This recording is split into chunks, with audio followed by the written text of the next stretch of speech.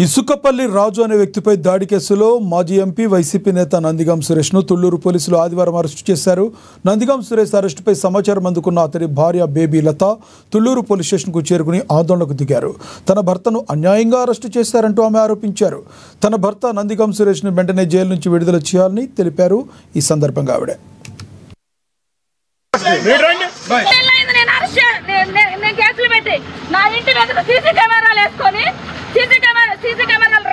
దగ్గరకు వస్తారు వాళ్ళు తీసుకొస్తున్నారు చేసుకో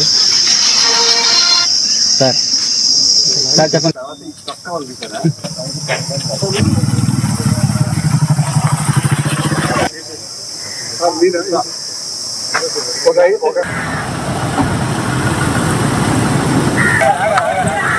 అయితే తన భర్త రాజుపై మాజీ ఎంపీ నందిగాం సురేష్ దాడి చేశారంటూ లక్ష్మి అనే మహిళ తుళ్లూరు పోలీస్ స్టేషన్లో ఫిర్యాదు చేస్తుంది. శనివారం తుళ్లూరు పోలీస్ స్టేషన్ పరిధిలో ఇరు వర్గాల మధ్య దాడి చోటు చేసుకుంది. ఈ దాడిలో రాజు అనే వ్యక్తికి తీవ్రంగా గాయాలయ్యాయి. దీంతో అతన్ని చికిత్స నిమిత్తం శనివారం రాత్రి మంగళగిరిలోని ఎయిమ్స్ ఆసుపత్రికి తరలించారు.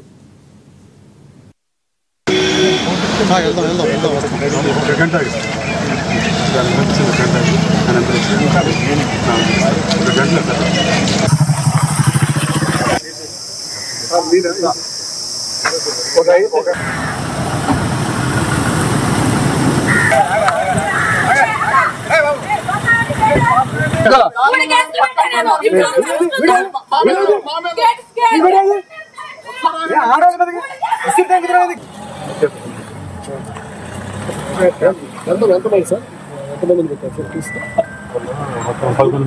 11 మంది